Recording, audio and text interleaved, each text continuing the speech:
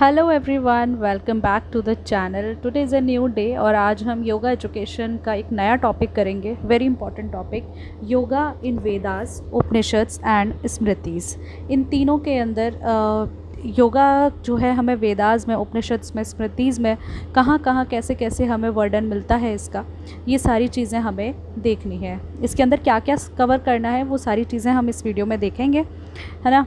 और इस वीडियो को कंप्लीट करेंगे। सब्सिक्वेंटली वीडियोस आ रहे हैं, आपको वीडियोस कैसे लग रहे हैं मुझे ज़रूर कमेंट करके आप बताएं।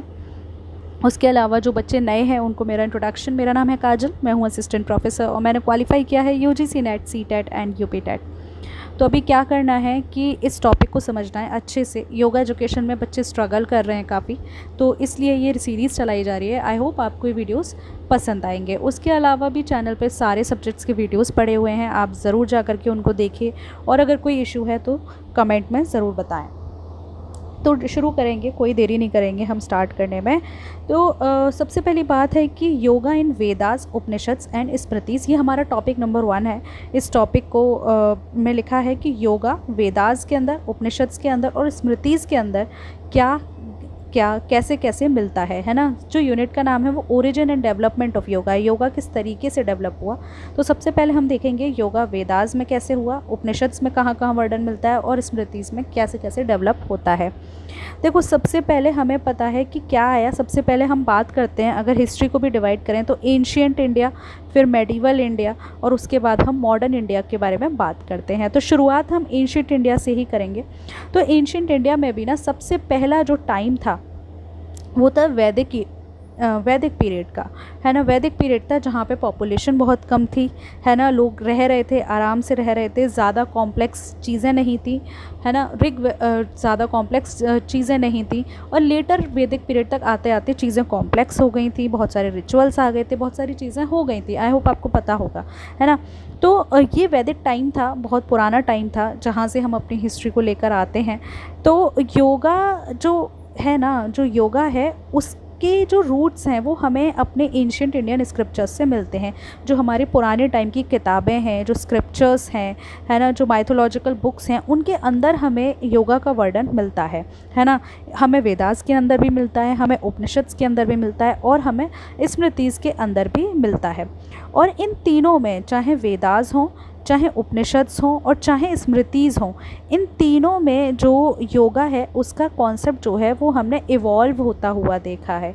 इवॉल्व होता हुआ, समय वक्त के साथ हर चीज़ बदलती है और ऐसे ही यहाँ पे भी हम योगा का जो चीज़ें हैं, योगा का जो मतलब है, जो पर्सपेक्टिव है, वो हम यहाँ पर बदलता हुआ देखते हैं। देखो, वेदा, सबसे पहले तो वेद हैं हमारे पास। कितने वेद हैं? 4 वेद हैं, पता है ना। ऋग्वेद, अथर्ववेद, यजुर्वेद और सामवेद, ठीक है। चारों का अलग अलग काम है और सबसे पहला पुराना जो ओल्डेस्ट वेद है वो दैट इज़ ऋग्वेद, है ना। तो वेदास के अंदर हमारे पास जो रिचुअल्स हैं, कैसे रिचुअल्स करने हैं, चार्म्स हैं, स्पेल्स हैं और सेक्रीफाइसेस हैं, उन सब के बारे में हमें वेदास में मिलता है। जबकि उपनिषद्स के अंदर हमें क्या मिलता है? उपनिषद्स जो हैं वो एसेंस हैं किसका? वेदास का। उपनिषद्स को इसीलिए एंड ऑफ, क्या कहते हैं? एंड ऑफ, पूरा लिखो इसे कमेंट सेक्शन में। इसलिए इसे ये भी कहते हैं, क्यों? क्योंकि जो उपनिषद्स है ना वो एसेंस हैं वेदास का। जो वेदों ने बात कही उसका कंक्लूडिंग पार्ट अगर मैं कहूँ क्या है तो उपनिषद्स हैं, ठीक है। तो इन तीनों के अंदर हमें योगा का वर्णन मिलता है और टाइम टू टाइम हम देखते हैं कि ये इवॉल्व भी होता है। तो अब देखते हैं कि योगा इन तीनों में किस तरीके से डेवलप हुआ। तो योगा इन द वेदास, वेदास के अंदर पहले देखेंगे तो वेद जो है अप्रॉक्सीमेटली 1500 से 500 बीसी के टाइम की बात है ये। और सबसे, अगर हिंदुज़म का सबसे ओल्डेस्ट स्क्रिप्चर की बात करें तो वो वेदास ही हैं। और हमारा जो इंडियन कल्चर है ना, उनकी जो फाउंडेशन है, जो स्पिरिचुअल नॉलेज के बारे में हम बात करते हैं, उसकी जो फाउंडेशन है वो वेदास से ही आती है। हम लोगों ने जो चीज़ें सीखी हैं उसकी जो नींव है वो हमें वेदों से ही देखने को मिलती है। While the detailed systematic practices of yoga seen in later text were not yet developed in the Vedic period। देखो, जब समाज है, समाज में कम लोग हैं, कम चीज़ें हैं, तो क्या होगा, इतनी कॉम्प्लेक्स चीज़ें नहीं होती हैं। लेकिन जैसे जैसे वक्त बदलता है चीज़ें कॉम्प्लेक्स होती हैं और चीज़ें बदलती भी हैं। इसी तरीके से हम देखते हैं कि जो अर्ली फॉर्म्स ऑफ योगा थी, जो पुराने टाइम का योगा था, वो धीरे धीरे टाइम जब आगे बढ़ता गया तो वो चीज़ें बदलती गई। जैसे कि योगा के टाइम पे जो मतलब था, है ना, early forms of yogic practice, योगी कौन होते थे? योगी वो होते थे जो अपने आप को ब्रह्मांड से मिलाने की कोशिश कर रहे हैं। वो मेडिटेशन क्यों कर रहे थे? मेडिटेशन कर रहे थे क्योंकि जिससे कि वो भगवान के साथ मिल पाए, भगवान से कनेक्ट। हम कहते हैं ना कि कोई किसी ने तपस्या की, मेडिटेशन की, तो उसे भगवान मिले। तो डिवाइन जो है, जो डिवाइन है, जो भगवान है, उनके साथ मिलने की जो कोशिश होती थी, उनसे मिलना होता था। तो इसीलिए जो है वो मेडिटेशन और रिचुअल्स वगैरह की जाती थी। सेक्रीफाइसेस, यज्ञ किए जाते थे। अश्वमेघ यज्ञ किया जा रहा है, क्यों किए जा रहे हैं? ताकि हम भगवान से अपनी बात कह पाएँ, भगवान तक अपना कनेक्शन बना पाएँ। तो वेदों के अंदर योगा का क्या मतलब है? वेदों में योगा को सबसे ज़्यादा समझा गया as a spiritual communion with the divine forces. जो डिवाइन फोर्सेस है ना, डिवाइन जो भी चीज़ें हैं, जैसे कि भगवान हुए, तो क्या है कि योगा का मतलब यहाँ पे क्या है कि योग का मतलब यहाँ यही है कि जो इंडिविजुअल है उसका जब डिवाइन फोर्सेस से, जो गॉड है या जो भी डिवाइन फोर्सेस हैं, उनसे जब यूनियन हो जाए, उसे ही हम उसे ही हम योगा कहते थे। और कैसे करते थे हम? उसमें हमें पता है कि यज्ञ का सिस्टम बताया था। आज भी हम यज्ञ करते हैं, और किस लिए करते हैं? ताकि भगवान तक हमारी जो बात है वो पहुंच पाए। यज्ञ क्यों? हमने एक माध्यम, एक कम्युनिकेशन बनाया हुआ है ना। तो उस वक्त पे तो वेदों में जो योगा का वर्णन है, वो योगा का वर्णन क्या है? योग। हिंदी में अगर मैं इसे लिखूँ, एक सेकेंड, क्या है? योग, है ना। तो योग का मतलब क्या होता है? एडिशन, मिलना। तो किससे मिलना? डिवाइन से मिलना, भगवान से मिलना, है ना, जो गॉड है उससे मिलना, है ना। तो it signifies yoking one self to higher powers और God, symbolizing a union with the cosmic forces. तो क्या था इसमें? मिलान हमें करना होता था किससे? जो भी कॉस्मिक फोर्सेस हैं, जो भी शक्तियां हैं, उनसे मिलने के लिए ये जो योग था, इसका मतलब था कि हम योगा करेंगे, मेडिटेशन करेंगे, तो उससे हमें वो मिलेंगे। और किसके थ्रू मिलेंगे? हम मिलेंगे जो आपका जो यज्ञ है उसके थ्रू मिलेंगे, है ना। तो अब देखो कहाँ कहाँ चार हमारे पास वेद हैं। अब इस कमेंट सेक्शन में लिख दो कि चारों वेदों का नाम क्या, चारों वेदों का काम क्या है, ठीक है। तो ऋग्वेद जो है ओल्डेस्ट हमारा वेद है। यहाँ पे हमें योगा का जो फॉर्म मिलता है वो in the form of prayers मिलता है ना। योग का मतलब क्या, किस चीज़ से मिल रहा है? योग कैसे हो रहा है वहाँ पे? प्रेयर्स के थ्रू, चैंट्स के थ्रू, माला, है ना, हेम्स के थ्रू। जिससे कि अगर आप प्रेयर कर रहे हैं, आप चैंटिंग कर रहे हैं, उससे आप अपने कॉस्मिक फोर्सेस से, जो भी शक्तियाँ हैं, उनसे आप मिल पाएंगे।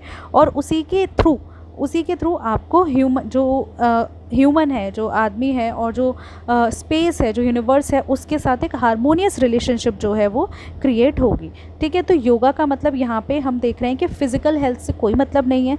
यहाँ पे किस चीज़ से मतलब है कि हम योग कर रहे हैं, किस लिए? ताकि हम जो शक्ति है, जो ऊपर वाली शक्ति है, उससे मिल पाएँ। योग कर रहे हैं, मेडिटेशन कर रहे हैं, क्यों? ताकि हम अपने डिवाइन से मिल पाएँ, ठीक है। अथर्ववेद के अंदर हमें रेफरेंस मिलता है ब्रेथ कंट्रोल का। उसमें कहा जाता है सांस रोकने का हमें यहाँ पे कॉन्सेप्ट मिलता है। और प्राणायाम का कॉन्सेप्ट भी हमें अथर्ववेद में मिलता है। प्राणायाम आपको पता है ना, आप अनुलोम विलोम कर रहे हैं, ये केयर कर रहे हैं, ठीक है।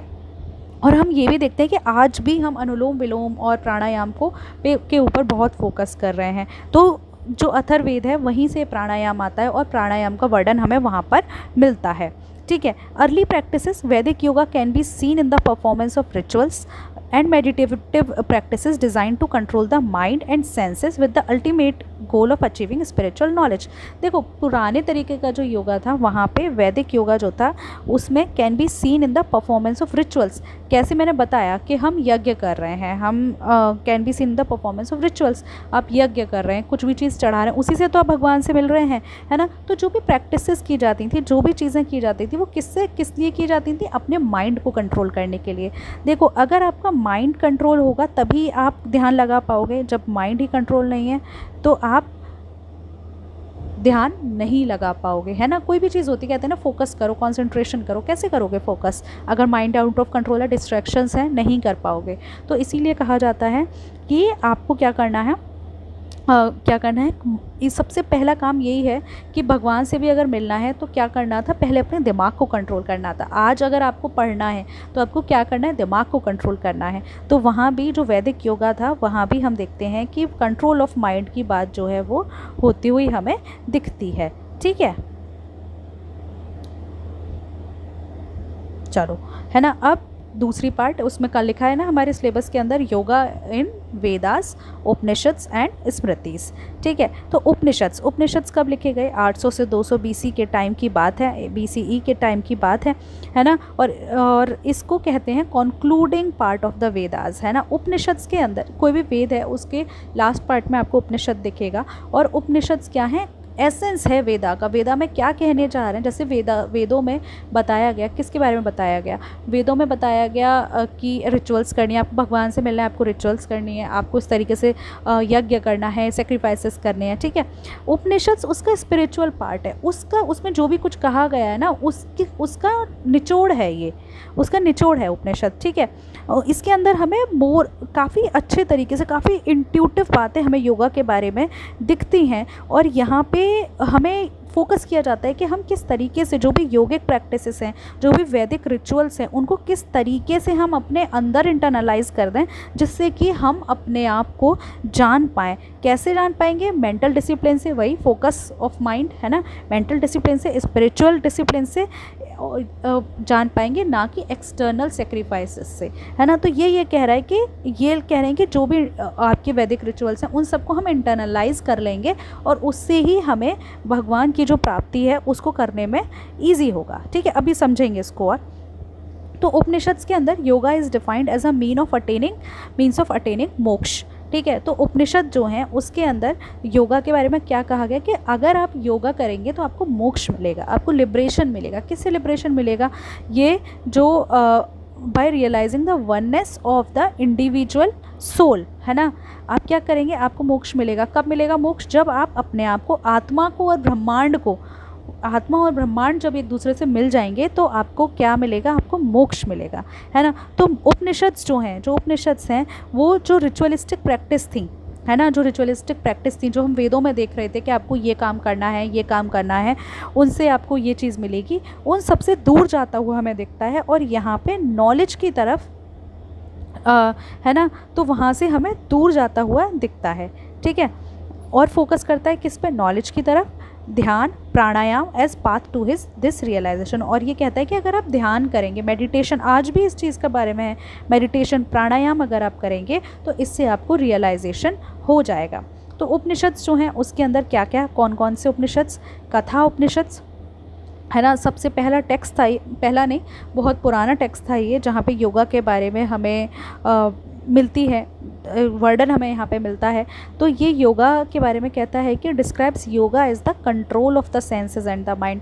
अगर आपने अच्छे से योगा कर लिया तो आप अपने सेंसेस को और अपने माइंड को कंट्रोल करना सीख लेंगे। आप बाहर जा रहे हैं, आपको समोसे बन रहे हैं, खाने का मन किया, है ना, क्यों? और आपने खा लिए।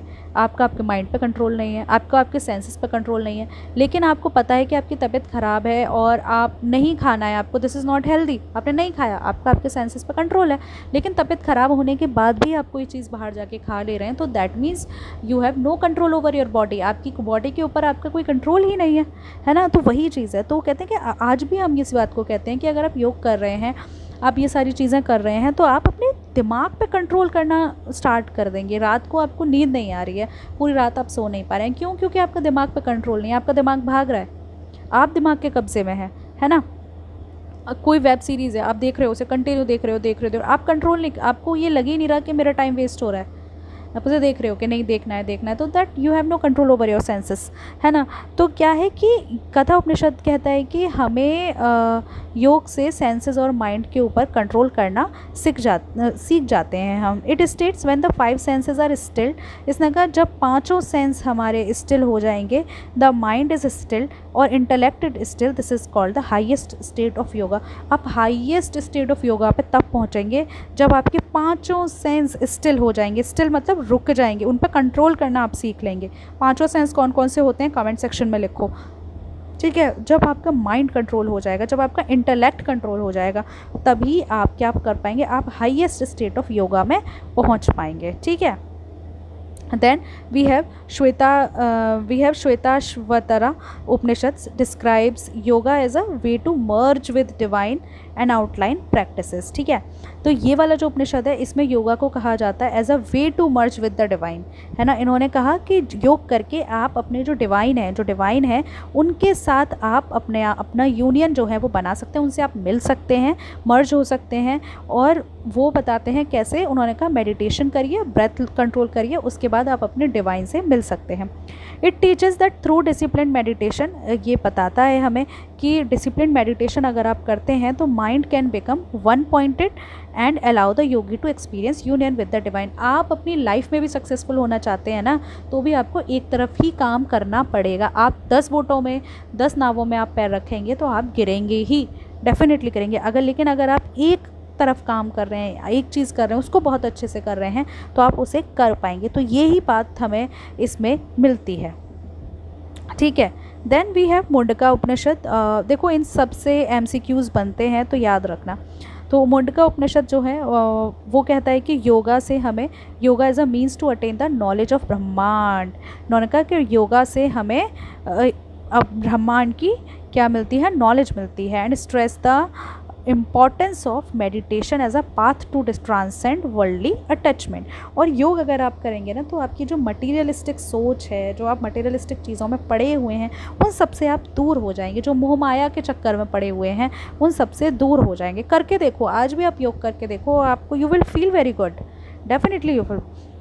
इंपॉर्टेंस क्या है मेडिटेशन और ब्रेथ कंट्रोल, तो हमें उपनिषद से 2 चीज़ों के ऊपर हमें फोकस मिलता है, दैट इज़ मेडिटेशन और ब्रेथ कंट्रोल। इन दोनों पे इनका फोकस है। तो Upanishads place significant emphasis on meditation. जो उपनिषद्स हैं वो मेडिटेशन के ऊपर बहुत फोकस करते हैं, एंड प्राणायाम के ऊपर बहुत। ब्रेथ कंट्रोल क्या है, प्राणायाम ही है, as tools for controlling the mind and preparing the individual for higher spiritual experiences.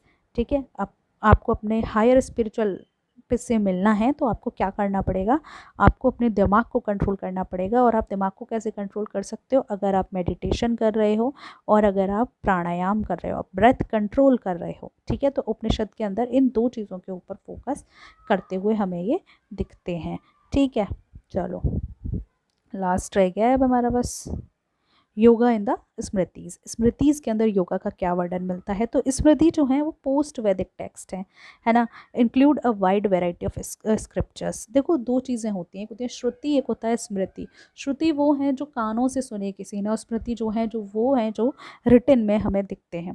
ठीक है, तो include a wide variety of scriptures. हमें स्मृतिज के अंदर बहुत सारे स्क्रिप्चर्स मिलते हैं, जैसे कि भगवद गीता, मनुस्मृति, धर्मशास्त्र, इन सब के अंदर भी हमें योग का वर्णन मिलता है। तो ये जो टेक्स्ट हैं ये कोडिफाइड हैं, सोशल। इन टेक्स्ट के अंदर ना बताया गया है कि एक पर्सन को अपना जीवन यापन किस तरीके से करना चाहिए, आपका सोशल बिहेवियर क्या होना चाहिए, आपका एथिकल बिहेवियर क्या होना चाहिए, है ना। और हिंदू सोसाइटी में क्या स्पिरिचुअल लॉज होने चाहिए, वो स्मृतिज के अंदर हमें देखने को मिलते हैं। ठीक है, अगर मैं भगवद गीता की भी बात करूं, in particular one of the most important smriti text, Bhagavad Gita एक बहुत इम्पॉर्टेंट स्मृति टेक्स्ट है, और एक हमें योग के बारे में बहुत बड़ा एलैबोरेट एक्सपोजिशन हमें यहाँ पर देखने को मिलता है।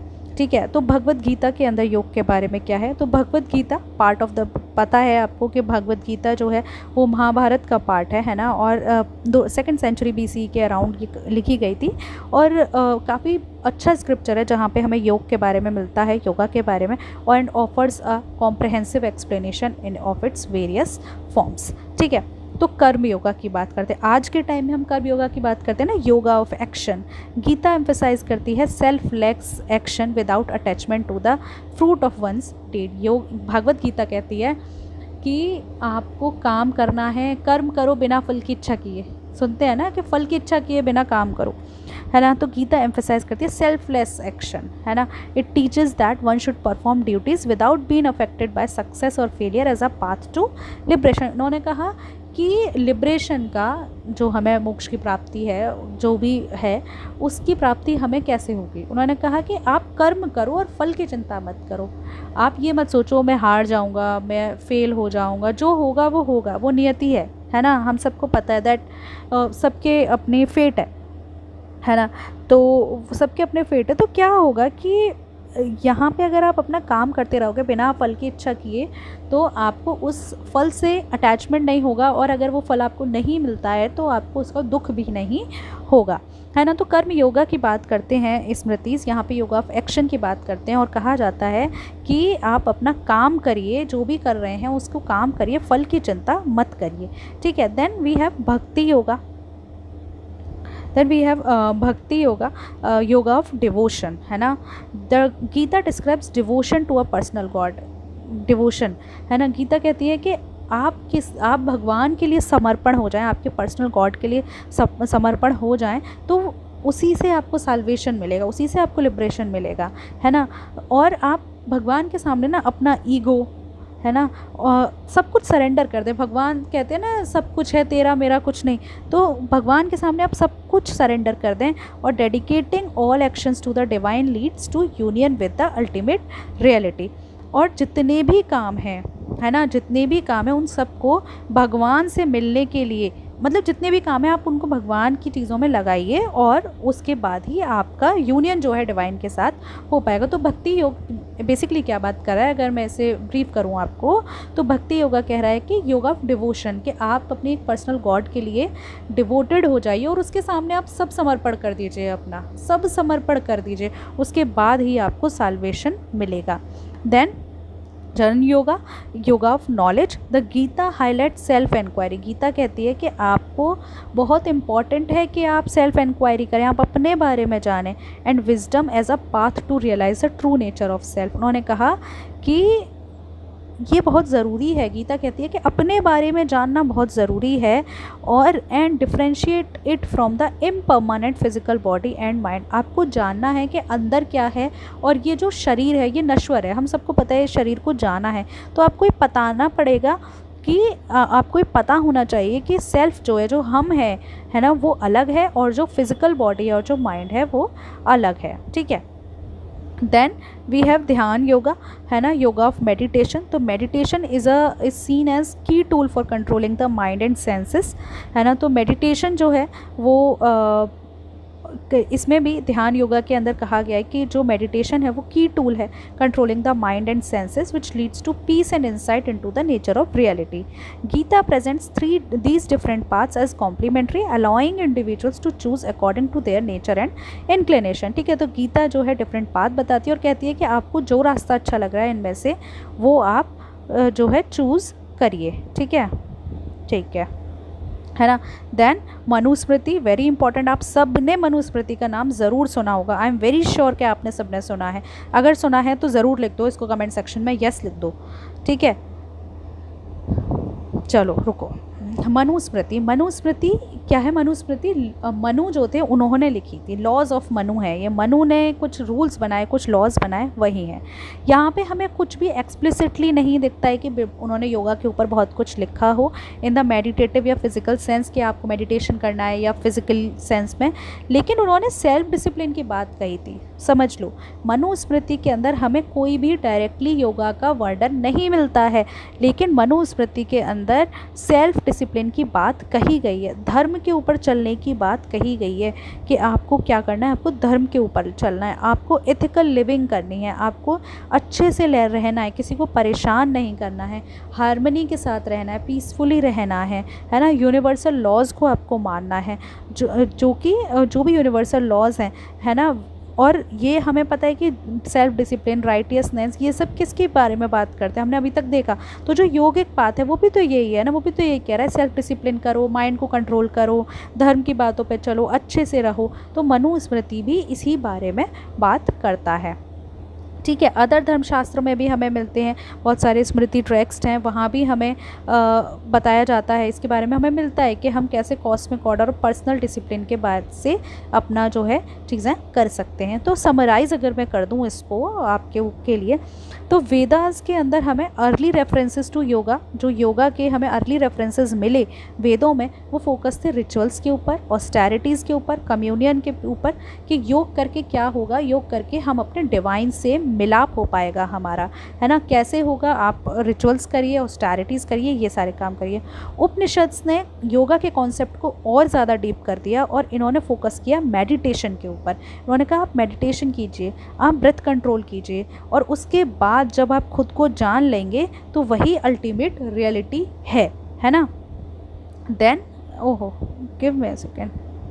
हाँ, देन स्मृतिज़ में पर्टिकुलरली भागवत गीता के अंदर हमें योगा के बारे या योगा कई तरीके से हमें यहाँ पे दिखाई दी है ना। योगा के बारे में उन्होंने कहा कि कर्म योगा की बात की, भक्ति योगा की बात की, जन योगा की बात की और ध्यान योगा की बात की, और ये कहा कि इनमें से जो भी रास्ता आपको अच्छा लगता है आप वो चूज़ कीजिए। उन्होंने बिल्कुल भी आपके ऊपर नहीं थोपा कि आपको कर्म योगा ही फॉलो करना है, नहीं करना आपको कर्म योगा, आपको काम नहीं करना चाहते मत करो। उन्होंने कहा ठीक है, आप डिवोशन योगा करो, भक्ति योगा करो, डिवोट कर दो एक भगवान, एक अपने पर्सनल गॉड के लिए सारी चीज़ें डिवोट कर दो, अपना ईगो, अपनी सारी चीज़ें आप डिवोट कर दो। वही क्या होगा भक्ति योगा। देन नॉलेज, जन योगा, नहीं करना ये दोनों काम, ये वाला योगा कर लो, नहीं करना ये मेडिटेशन कर लो, है ना। उन्होंने कहा ठीक है, कोई बात नहीं, आपको ये तीनों चीज़ें नहीं करनी है तो आप मेडिटेशन करो, ध्यान करो, ध्यान करना बहुत ज़रूरी है। ओहो, ध्यान करना ज़रूरी है ना। तो as a ways to achieve spiritual liberation, अगर आपको स्पिरिचुअल लिबरेशन चाहिए तो आपको ये सारी चीज़ें फॉलो करनी पड़ेंगी। इन सारे टेक्स्ट के अंदर जो योगा है वो बहुत ही पावरफुल टूल हमें यहाँ देखने को मिला, है ना। इन सब में हमें देखने को मिला कि yoga is very powerful tool for self discipline, mental control के लिए, आपका दिमाग अगर कंट्रोल करना है, स्पिरिचुअल एनलाइटनमेंट करना है, एथिकल लिविंग है ना, और इंडिविजुअल को गाइड करना on the path to liberation is moksha, है ना। तो क्या है, इसमें यही कहा गया कि योगा बहुत इम्पॉर्टेंट है। अगर किस लिए, आपको अपने अंदर अगर सेल्फ डिसिप्लिन डेवलप करना है, आपको मेंटल कंट्रोल, अपना दिमाग कंट्रोल करना है, आपको स्पिरिचुअलिटी में जाना है, या आप अच्छे से रहना चाहते हैं, तो आप ज़रूरी है कि आप जो है लिबरेशन, मोक्ष का जो रास्ता है उसके लिए ये बहुत ज़रूरी है कि आप इन चीज़ों को फॉलो करें, ठीक है। तो ये हमारा था टॉपिक जिसका नाम था yoga in, give me a second, yoga in Vedas, Upanishads and Smritis. बहुत जल्दी हमने इसको कवर किया है, कॉम्प्रहेंसिव कवर किया है ना, पूरा कॉम्प्रहेंसिव कवर किया है जो भी आना था। तो आई होप आपको ये वीडियोस अच्छे लग रहे हैं, नहीं लग रहे हैं तो ज़रूर बताओ मुझे, है ना। और कुछ कमी लग रही है तो वो भी मुझे बताओ। I will be very happy कि आप उन चीज़ों के लिए बोल रहे हैं मुझे, तो मैं उसको ज़रूर इम्प्लीमेंट करूँगी, ठीक है। तो कैसा लगा आज का वीडियो, लिखना उसको कमेंट सेक्शन में। तब तक के लिए thank you so much for watching. Happy learning.